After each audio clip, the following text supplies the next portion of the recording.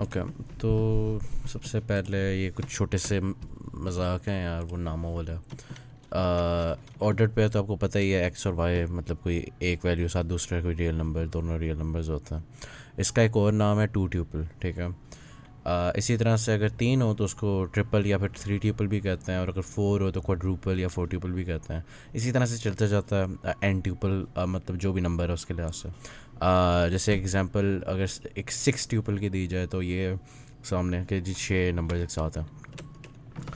आगे बस ये फंक्शन की डेफिनेशन है in terms of an tuples, ठीक है। तो पहले हम ये बात करते हैं ना कि अगर एक डी के अंदर एक्स एग्जिस्ट करता है तो उसके लिए एक आर के अंदर वाई एग्जिस्ट करता होगा। ये तकरीबन वैसा ही है, लेकिन बस वो एक्स की जगह अब एन ट्यूपल आ गया। अब आती हैं सही वाली बातें। इंटीरियर पॉइंट क्या होता है, अब लोग इस पर कन्फ्यूज़ हो रहे थे। तो ये राइट साइड पे एक अजीब से जो शेप देख रहे हैं, बस कोई भी रीजन है, ठीक है। इसके अंदर कोई पॉइंट है। अगर एक ये अगर हम डेफिनेशन में पढ़ें, a point in a given region where at least one possible disc centered around the point is fully bounded by the region. तो आप ये देख सकते हो वाइट कलर का ये पॉइंट मैंने बनाया हुआ है। इसके इर्द गिर्द अगर मैं एक डिस्क बनाता हूँ, ठीक है। अब उसने डेफिनेशन की क्या रिक्वायरमेंट है, एटलीस्ट वन पॉसिबल, मतलब वो छोटा भी हो जाए ना तो भी चलेगा। अगर ये कंडीशन फुलफिल होती है तो फिर ये पॉइंट इंटीरियर पॉइंट हुआ। मतलब ये जो तमाम रीजन आ रहे हैं ना इस डिस्क के अंदर, वैसे इस केस में सर्कल है कि मैं टू डी बनाया हुआ है, तो फिर वो क्या नाम है, एक इंटीरियर पॉइंट हुआ। अगर बाउंड्री पॉइंट की बात की जाए तो वो ऐसा ही है, बस ये है कि आप छोटे से छोटा भी उसके इर्द गिर्द सर्कल बना लोगे ना, ज़रूर है ये कंडीशन मीट होए कि कुछ हिस्सा इंटीरियर में आए, कुछ हिस्सा एक्सटीरियर में आए। तो ये बाउंड्री पॉइंट होता है। ये बस वही सिंपल सी जो आप काले रंग की बाउंड्री देख ही सकते हो शेप की, ये उसी को समझाने का एक तरीका है, मैथमेटिकली प्रिसाइसली डिफाइन करने का तरीका है। तो ये बाउंड्री पॉइंट की डेफिनेशन हो गई। अब इंटीरियर क्या होता है, बाउंड्री क्या होता है, वो यही है, set of all interior points और set of all boundary points. अब कुछ लोग असाइनमेंट के अंदर स्ट्रगल कर रहे थे कि यार बाउंड्री कैसे निकालनी है। ये सवाल दिया हुआ था ना, find boundary of the domain. तो फंक्शन हमारे पास दिया हुआ है, f x Y equals square root of 25 minus x square minus y square. तो ओ इतनी लो रस, अच्छा खैर जो गए। डोमेन जो आप यहाँ पे देख सकते हो, उसकी 25 minus x square minus y square is greater than equal to zero. इसकी वजह यही है कि नेगेटिव होगा तो इमेजिनरी नंबर्स में आ जाएंगे, स्क्वायर रूट लगा हुआ है। तो डोमेन हमने इस तरह से निकाल लिया। अब उसी को रीअरेंज किया तो x square plus y square less than equal 25, ये हमारे पास डोमेन आ गई। अब हमने इसके बाउंड्री निकालनी है।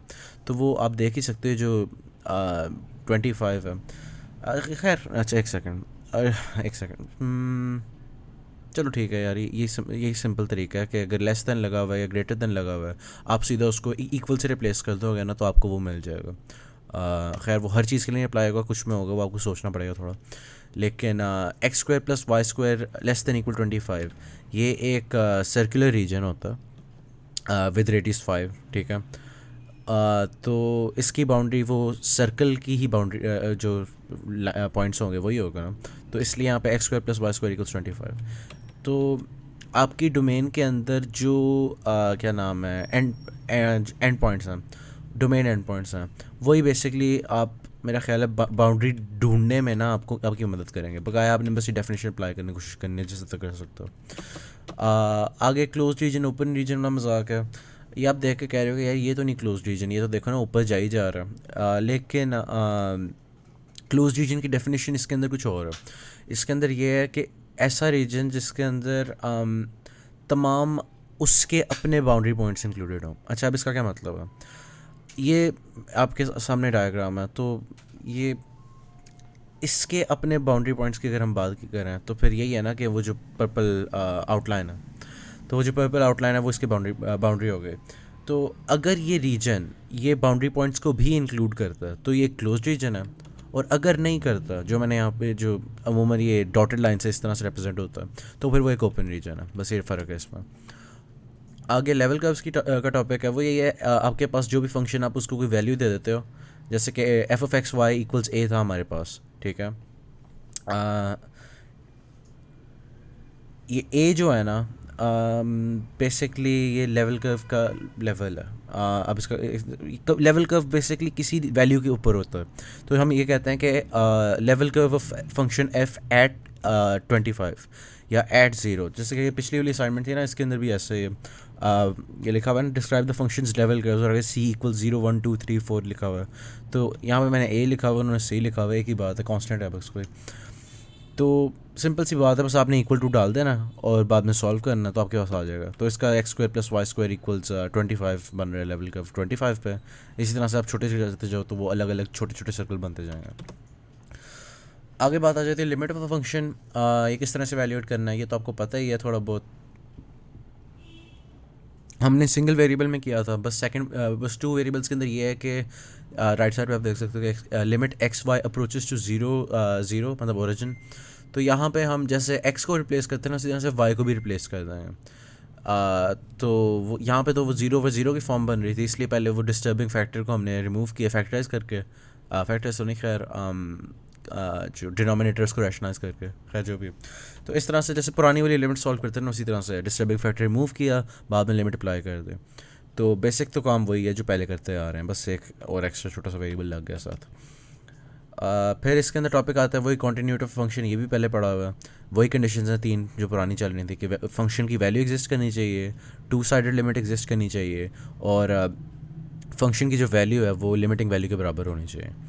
तो इसके अंदर यही है ना कि बस 2 वेरिएबल्स में आ गया। तो सवाल इस तरह से आप लोगों को आएगा कि verify this function is discontinuous, इस तरह का सवाल आपने असाइनमेंट में देखा ही होगा। तो ये एक पीस वाइज डिफाइंड फंक्शन की एग्जांपल है। तो आप देख सकते हो अगर डिसकंटिन्यूटी होएगी तो 0 0 पे ही होएगी, या फिर x square plus y square equal 0 पे। तो वो तो तब भी होएगा जब ये दोनों ज़ीरो होंगे। एक ही बात कर दी मैंने। खैर डिनोमिनेटर को देख के वो बनाया होगा ना, खैर अच्छा। तो इसको सॉल्व किस तरह से करना, सबसे पहले हमने इसकी लिमिट वैल्यूएट करनी है, ठीक है। क्योंकि हमें पता है कि फ़ंक्शन की वैल्यू हर पॉइंट पे एग्जिस्ट करती है, तो वो तो सबसे पहले हमने देख लिया ना कि फंक्शन वैल्यू एग्जिस्ट कर रही है। दूसरी कंडीशन पे आ जाओ कि लिमिट एग्जिस्ट करती है। तो अब लिमिट को वैल्यूएट करेंगे, तो ये हमने चेक करना है 0 0 पे ना। तो limit x y approaches to 0 0 for 2xy over x square plus y square. अगर हम इसको डायरेक्टली लगाएंगे तो फिर वो 0 ओवर 0 वाली फॉर्म बन रही है, तो वो तो नहीं कर सकता। तो अब हमारा काम ये है कि हमने x और y को ना, इसके ये ना हो कि मतलब 2 वेरिएबल्स की टर्म में हो, ये पूरा जो फंक्शन है ना इसको हमने ना एक वेरिएबल की टर्म में लाना है। हमें पता है x और y की वैल्यू क्या है, वो दोनों 0 को अप्रोच कर रहे हैं। तो आपने बस कोई इक्वेशन बनानी है, अब ये कोई भी हो सकती है, जो इन दोनों क्वांटिटीज़ को रिलेट करें। तो यहाँ पे हम अगर खाली y इक्वल्स एक्स भी कर दें तो भी वो सेटिस्फाई कर रहा है। ये नीचे के एक्स वाली बात मैं बाद में बताता हूँ। देखो y इक्वल्स जो के एक्स है, के को काट दो, y इक्वल्स एक्स, ये ट्रू कर, ये जो इक्वेशन मैंने बनाई है ये ट्रू है, क्योंकि मुझे x की वैल्यू भी पता है और y की भी पता है। इसी तरह से अगर मैं किसी कांस्टेंट से कर रहा हूँ, यार पहले ये बजे नाइस, अच्छा, we know that x equal 0 and y equal 0। अच्छा हाँ हाँ वही बात है। अब हमने काम ये करना है कि जो y है ना उसको एलिमिनेट कर देना और x की टर्म्स में लाना है। तो हमें पता है y x के बराबर है, तो वो भी एक वैलिड सब्स्टिट्यूशन है। अब ये जो kx जो मैंने नीचे लिखा हुआ है ना, इसकी एक वजह है। वैसे तो इस केस के अंदर आपको पता ही है 0 से मल्टीप्लाई जो भी हो, k की जो मर्जी वैल्यू है, आंसर तो ये सेटिस्फैक्शन, ये क्या क्या कह रहा हूँ, इक्वेशन जो है वो सेटिस्फाई रहेगी।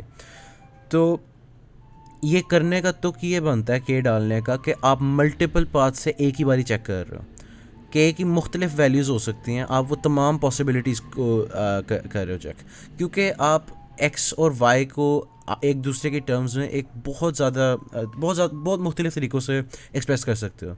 यही अगर मैं लिखूँ के एक्स स्क्वायर, तो ये वो भी वैलिड है। अब सवाल करते हैं तो शायद समझ आ जाए। तो सबसे पहले वाइज नॉट, हाँ ये बात है, कुछ लोग कंफ्यूज होते हैं कि यार लेकिन हम अस्यूम क्यों कर रहे हैं कि ये वाई जो है एक्स के ऊपर डिपेंडेंट है, हमें तो नहीं कहा हुआ। ये हम अस्यूम नहीं कर रहे होते, हम बस एक्स और वाई को ना ऐसे ट्रीट कर रहे होते हैं जैसे कॉन्स्टेंट्स होते हैं, और उसके लिहाज से हम एक रिलेशन बनाते हैं जिसकी मदद से हम उसको सब्स्टिट्यूट करते हैं। आगे वही बात है कि एक्स वाली बात वो वाली बात हो गई है, वो अब सवाल करेंगे तो सही समझ बाद में आ जाएगी। खैर अब हमने y को ना के एक्स से रिप्लेस कर दिया। तो ये 2x over x square plus के एक्स होल स्क्वायर, ये सारा मजाक हो रहा है। इसको एवेल्यूएट करो, एक्स स्क्वायर कॉमन लिया, आपके पास आ गया 2k ओवर 1 प्लस के स्क्वायर। लिमिट तो अब हट जाएगी, एक्स वाई पड़े नहीं। तो ये जब हमारे पास आया है, ये क्या लिमिट के तो मल्टीपल आंसर्स आ रहे हैं ना। देखो के की कोई भी वैल्यू हो सकती है, हमने शुरू में डिफाइन किया हुआ है कि वाइल के बिलोंग्स टू रियल नंबर्स। तो अब के की जो मर्जी वैल्यू है कोई नहीं पता। ये जो था y इक्वल्स के एक्स, इस ये तो हमने बस एक सब्स्टिट्यूशन लगाई थी ना, ये असल में तो कुछ शो नहीं करता। होना ये चाहिए अगर कंटिन्यूस हो फंक्शन कि हर सब्स्टिट्यूशन के ऊपर ही ना ये काम करें। देखो अगर k की वैल्यू 1 है तो ये आंसर देगा 2 ओवर 1 प्लस 1, तो ये आंसर 1 आ गया। इसी तरह से अगर k की वैल्यू 3 होएगी तो ऊपर 6 आ जाएगा, नीचे 9 आ जाएगा, तो 6 ओवर 10 बन जाता है। तो वो अलग आंसर आ रहे हैं, ये अलग आंसर आ रहे हैं ना, इसका एक ही मतलब है कि लिमिट एग्जिस्ट ही नहीं करती। तो एक और सवाल वगैरह आगे करते हैं तो शायद समझ आ जाए। खैर ये जो फंक्शन सवाल दिया हुआ था अब इस तरह से सॉल्व हो गया कि हमें पता चल गया फंक्शन डिसकंटिन्यूअस है, क्योंकि वो एक कंडीशन थी कि लिमिट एग्जिस्ट करनी चाहिए और वही वायलेट हो रही है। एक और एग्जांपल अगर हम करें तो वही है evaluate limit of the following function. ये है f of x Y equals 2x square y over x power 4 plus y power of 2। और उसने कहा हुआ कि आपने तब इवैल्यूएट करनी जब एक्स और वाई ज़ीरो ज़ीरो ज़ीरो को अप्रोच कर रहे हैं। खैर इसके अंदर भी वही हमने के एक्स वाली सब्स्टिट्यूशन लगाई है, वही रीजनिंग है सारी, वही थ्योरी है। अब हमारे पास ये एक क्या नाम है, एक्स स्क्वायर कॉमन आ रहा था, हमने काट दिया। अब अगर मैं एक्स की वैल्यू पुट कर दूं, मुझे एक आंसर मिलेगा, ठीक है। मुझे मिलता है 0 ओवर के स्क्वायर, और 0 ओवर एनीथिंग हमें पता है 0 ही होता है। तो आप शायद कहोगे कि यार नहीं तो ठीक है, अब लिमिट एग्जिस्ट कर गई, हमें आंसर मिल गया।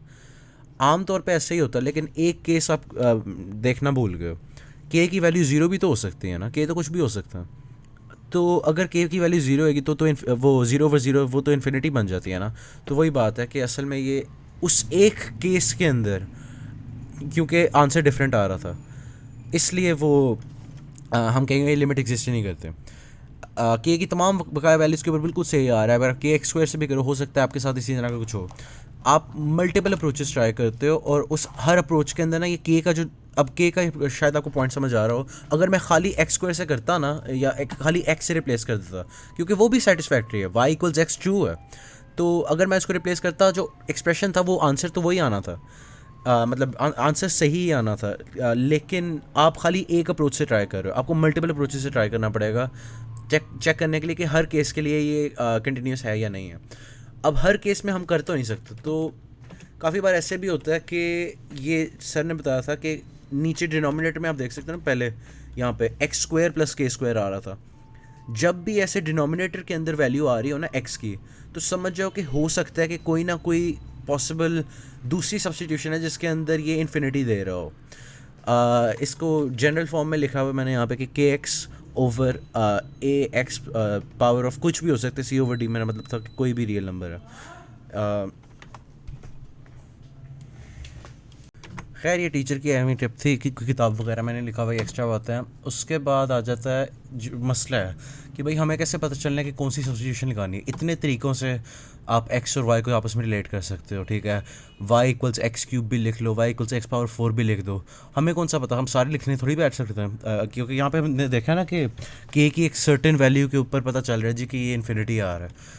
जबकि बकाया सब अगर मैं ट्राई करता ए एक्स या मतलब 5x ट्राई करता, 6x ट्राई करता, चाहे वो सब्स्टिट्यूशन ट्रू भी थी, फिर भी आपके पास कोई आंसर नहीं आ रहा, वो आपके पास जो आंसर आ रहा था वो रिलायबल नहीं था। तो इसका क्या हल है कि कैसे पता चले कि कौन सी परफेक्ट सब्स्टिट्यूशन है जिसके अंदर ये नीचे डिनोमिनेटर में भी एक्स ना आए, जो जैसे सर ने कहा था। तो खैर सबसे पहले आपका यही काम होएगा, अगर आपने सवाल करना ना, अब अगर आपको कुछ भी समझ नहीं है तो ये सुनने वाली बात है। आपके पास सवाल आ गया ना, और अगर कभी भी आपको इस तरह से नज़र आए कि limit x y approaches to 0 0, सबसे पहले आपने ट्राई करना है वाई इक्वल्स के एक्स के साथ, ठीक है। वो अगर आपके पास आंसर मतलब आता है या इन्फिनिटी में आ गया, या आपके पास जैसे पिछले सवाल में था यहाँ पे ये वाले में 2k ओवर 1 प्लस के स्क्वायर, जिसके अंदर के की वैल्यू के ऊपर डिपेंड करता है आंसर, के चेंज हुआ तो आंसर भी चेंज हुआ, तो मतलब डिफरेंट अप्रोचेस से आपके पास डिफरेंट आंसर्स आ रहे हैं। तो आपने इन दो केसेस में या इन्फिनिटी हो या ये के वाला मजाक हो, तब आपने कहना है कि ये फंक्शन डिसकंटिन्यूअस है। उसके बाद आपने के एक्स लगा लिया, आपके पास एक आंसर आ गया। अब आपने करना है वाई इक्वल्स के एक्स स्क्वेयर के साथ, वही सारा काम करना है, बस सब्सटीट्यूशन जो है ना के एक्स की जगह ना के एक्स स्क्वेयर के साथ लगेगी। तो हाँ, वो अगर आपका आंसर एंड पे उसी के बराबर आया जो पहले आया था, तो समझ जाओ कि तकरीबन चांसेस यही हैं कि वो कंटिन्यूस है। अगर आप और अपनी क्या नाम है सवाल की रिक्वायरमेंट के लिए ऐसा कुछ नज़र आ रहा है कि यार हो सकता है यहाँ पे हो, तो आप कर सकते हो, वरना आप यही लिखोगे कि यार मैंने ये 2-3 अप्रोचेस ट्राई किए हैं, अभी तक मुझे यही नज़र आ रहा है कि कंटिन्यूस है, मुझे नहीं वजह मिली ये कहने की डिसकंटिन्यूस, और आप उधर ही छोड़ दो। ये 2-3 अप्रोचेस लगा के भी छोड़ दो, आपको कम से कम कुछ, अगर आप खाली ये 2 भी कर लोगे ना, आपको मार्क्स मिल जाएंगे काफ़ी, चाहे पूरे ना मिलें उस सवाल में, लेकिन आपको वो वर्किंग देख के मार्क्स मिल जाता है। तो इस मसले का वो ये सब्स्टिट्यूशन कि आप ये जो 2 सब्स्टिट्यूशन बताई हैं ये ट्राई करो, और ये खैर मैंने जो बात की है वही लिखी हुई है। उसके बाद दूसरी बात जो थी, अभी तक हम के एक्स वाला लगाते रहे ना, अब हम के एक्स स्क्वायर अगर लगाऊँ मैं, तो ये सीधा सीधा क्लीनली हम देख सकते हैं एक्स पावर 4 कॉमन लिया तो ये वही 2k/1 प्लस के स्क्वायर। तो पहले जो हमें 0/k वाला लग रहा था, अब वो डाउट ही रेज हो गया। तो ये आपके लिए कुछ सब्सटीट्यूशन ज़्यादा काम आसान कर देते हैं। तो एक दो ट्राई किया करो, चाहे ये आपके साथ k = 0 वाला पॉइंट इस तरह का मिस भी हो जाता था, आप फिर भी बता सकते थे कि यार ये कॉमन लिया जा सकता था। खैर पार्शियल डेरिवेटिव्स के ऊपर आ जाते हैं, वो वाला सारी बातें होगी लिमिट वैल्यूएशन की। अब मैं अस्यूम करूँगा आपको लिमिट वैल्यूएशन किसी हद तक आती है। अच्छा हाँ, एक और बात थी उससे आगे जाने से पहले, ज़रूरी नहीं है आपको 0-0 वाले ही आएँ, हो सकता है आपको 1 और -1 वाले भी आएँ। तो उस केस के अंदर आप लिखोगे y इक्वल्स -kx, या 1 और 2 है अगर आपके पास, तो आप ये करोगे खैर जो आपके दिमाग में आती है ना मुख्तलिफ़ चीज़ें आप ट्राई करो, और कोशिश करो के वाला मजाक कर सको, ताकि क्योंकि उससे बहुत ज़्यादा ना पॉसिबिलिटीज़ कवर हो जाती हैं।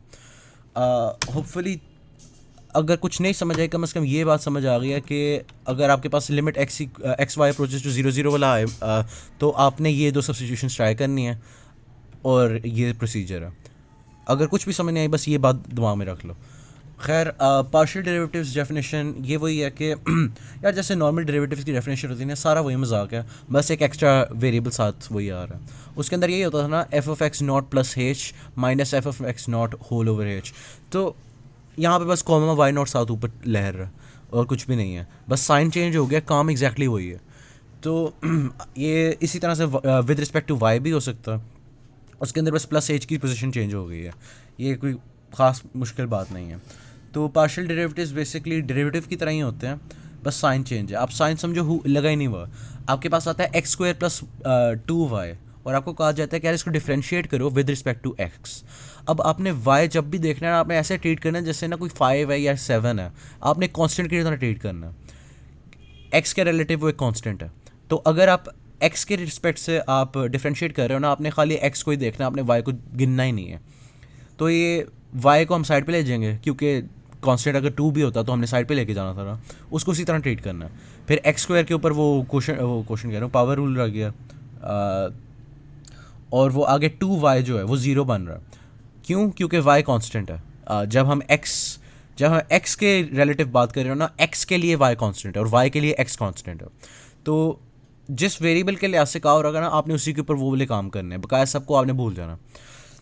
तो इसी तरह से फिर ये बस पार्शियल f और पार्शियल x इक्वल्स हमारे पास निकले 2xy।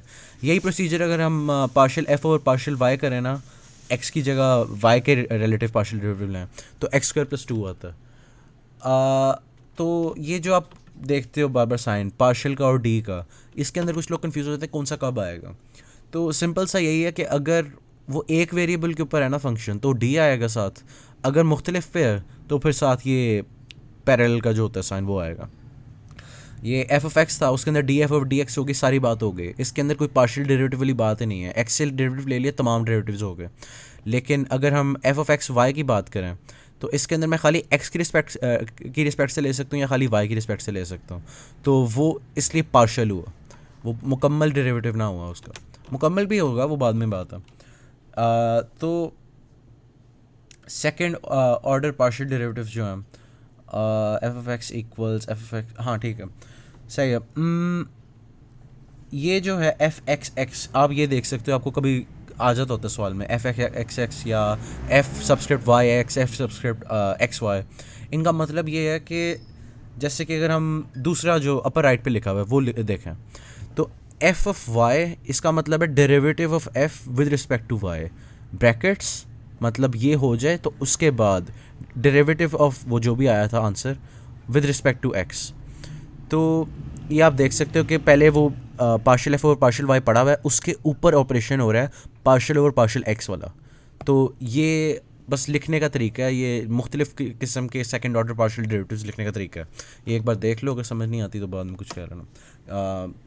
The mixed derivative theorem, इसके अंदर कुछ भी नहीं है, ये बस एक छोटा सा मजाक है।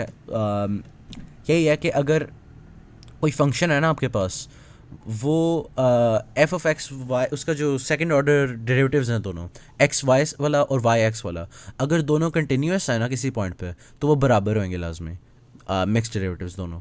चाहे आप एक्स से पहले डेरिवेटिव लो या पहले वाई से लो, वो दोनों बराबर होंगे अगर दोनों कंटिन्यूस हैं, अगर दोनों डेरिवेटिव्स मिक्स्ड डेरिवेटिव्स कंटिन्यूस हैं बस। और नीचे मैंने फॉर्मूला लिखे हैं अगर भूल गए तो। खैर आगे आ जाती है बात असली वाली, ये तो छोटा सा मजाक था।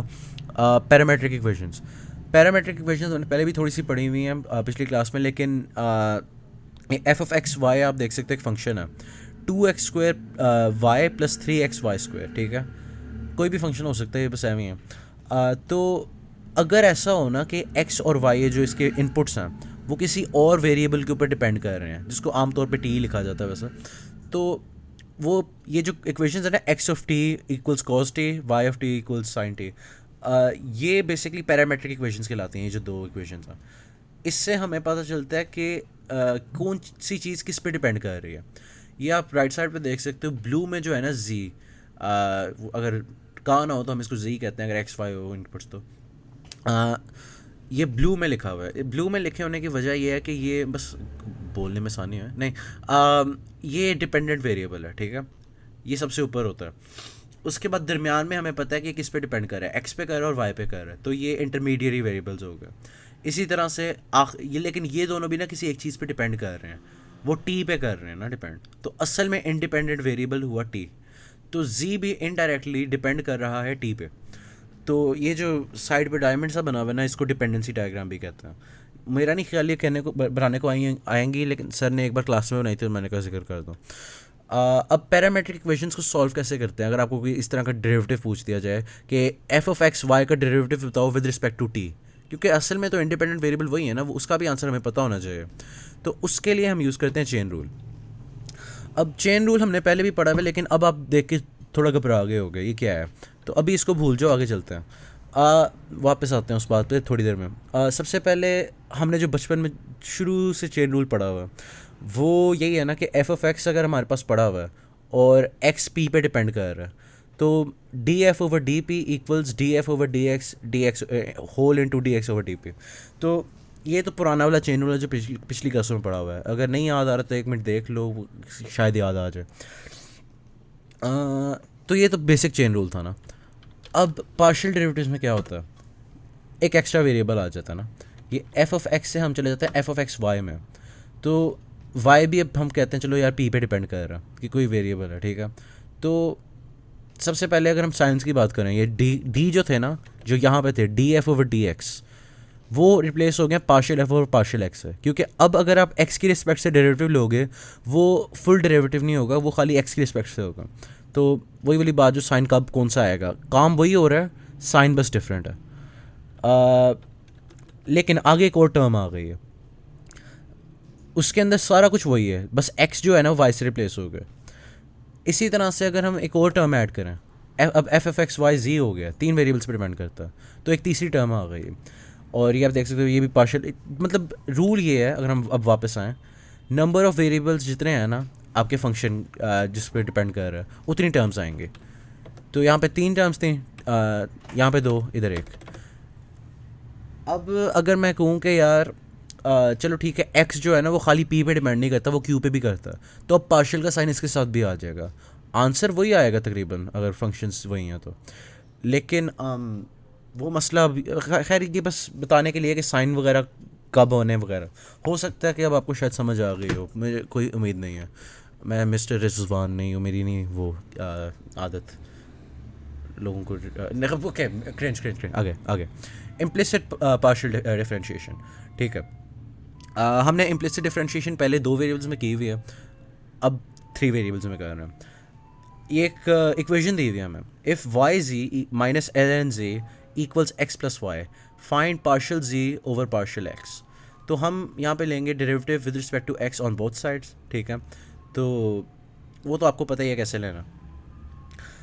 y को हम ट्रीट करेंगे जैसे कोई कांस्टेंट होता है। ये z सब्सक्रिप्ट x जो है ना, ये उसी तरह से मैंने लिखा हुआ है जैसे मैंने शुरू में यहाँ पे ना, कहाँ पे गया, ये जो लिखे हुए थे, ये सब्सक्रिप्ट में x होने का मतलब ये है कि मतलब differentiated with respect to x। तो जब मैंने यहाँ पे z सब्सक्रिप्ट x लिखा हुआ है तो इसका यही मतलब कि उसका डेरिवेटिव, पार्शियल डेरिवेटिव जो हमने फाइंड करना है। तो इसके अंदर बस कॉमन लिया और आपके पास ये आंसर आ गया। तो ये इम्प्लिसिट पार्शियल डिफरेंशिएशन के भी सवाल आ सकता है। बाद में बस आखिरी 2 कॉन्सेप्ट्स हैं, वही डायरेक्शनल डेरिवेटिव के और ग्रेडियंट मेथड वगैरह जो है। तो इसके ऊपर लोग थोड़ा कंफ्यूज हो जाते हैं। वो यही है कि जनरल अगर डेफिनेशन की जाए ना तो वो ड्रोनी सी जो सामने लिखी हुई है, limit t approaches to zero f of vector a plus T U minus F of vector a whole over t. तो ए वेक्टर्स वाली चीज़ों को भूल जाओ, कुछ भी नहीं है आपके लिए। अगर मतलब एक वेरिएबल है उसका डेरिवेटिव निकालना है, मतलब एफ ऑफ एक्स है, आपने उसका डेरिवेटिव निकालना है, डायरेक्शनल डेरिवेटिव। आपके पास एक वेक्टर होना चाहिए जिसकी डायरेक्शन में वो डेरिवेटिव निकलेगा, ठीक है।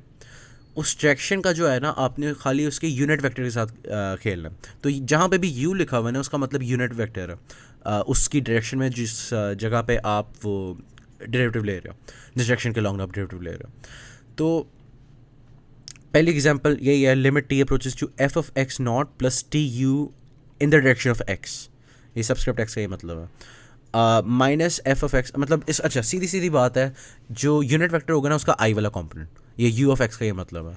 इसी तरह से अगर दूसरे वाले में आए वाई, वहाँ पे f of x not plus t in u x, इसका ये मतलब है टी इंटू आई वाला component, comma y not plus T u y, मतलब अब जे वाला कंपोनेंट आ रहा है साथ ऐड हो रहा है, मल्टीप्लाई हो रहा है टी से। वो बाद में आपने बाय डेफिनेशन वाला मेथड कर रहे हो तो टी वगैरह आपको सारा इवेल्यूएट करना पड़ेगा जिस तरह से लिमिट्स इवेल्यूएट होती हैं। नहीं हो रहा तो एल हॉस्पिटल लगा लो, जो मर्जी है। अब ये अगर आप कहते हो कि यार मुझे नहीं समझ आया कैसे सॉल्व करना, तो यही है कि एक एग्जांपल मैंने वेक्टर लिया जी X square plus X Y, ठीक है, साथ एक उसके वेक्टर है u equals to I plus 3j, ठीक है। मैं कहता हूँ यार इस फंक्शन को डिफ्रेंशिएट करो अलॉन्ग दिस डायरेक्शन। तो जनरल फार्मूला तो आपके सामने ही है, वही a plus T U minus F of A वाला। तो इसके अंदर जो एफ ऑफ ए है वो बन रहा है सीधा सीधा नॉर्मल जो होता है ना f of x y. A basically एक पॉइंट है, जो एक्स वाई जी जो भी आपकी इनपुट है, f of A plus T U. तो इसके अंदर यही है कि जो यूनिट वेक्टर होएगा ना उसको टी से मल्टीप्लाई करना है, और उसका वो वाला कंपोनेंट जो उसके लिहाज से, मतलब एक्स वाले के अंदर आई आ जाएगा, वाई वाले के अंदर जे आ जाएगा। ये 2i था ना, 2i प्लस 3j, लेकिन इसका जो मैग्नीट्यूड है ये 1 नहीं है। यूनिट वेक्टर के लिए ज़रूरी है कि मैग्नीट्यूड 1 है। तो हम इसका मैग्नीट्यूड लेते हैं, उसको डिवाइड कर देते हैं, हमें यूनिट वेक्टर मिल जाता है। तो इस वेक्टर का मैग्नीट्यूड 5 था, हमने वो फॉर्मूला से निकाला है, square root square plus square level formula जो है।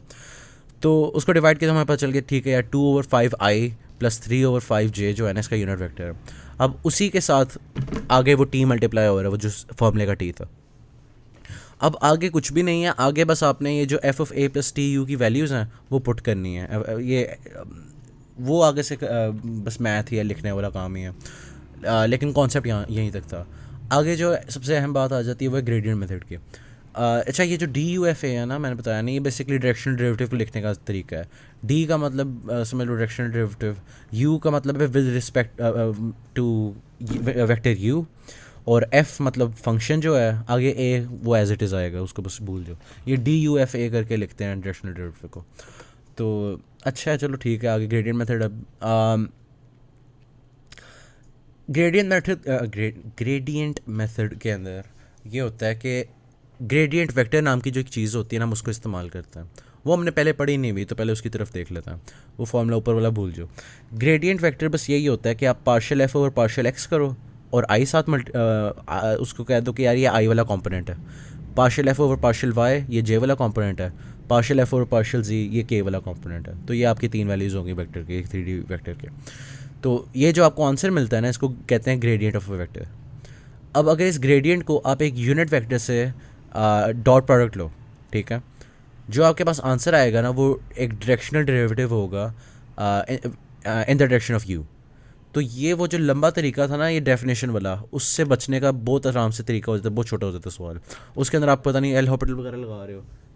तो बस इतना ही था। ये और तो नहीं की बात ना।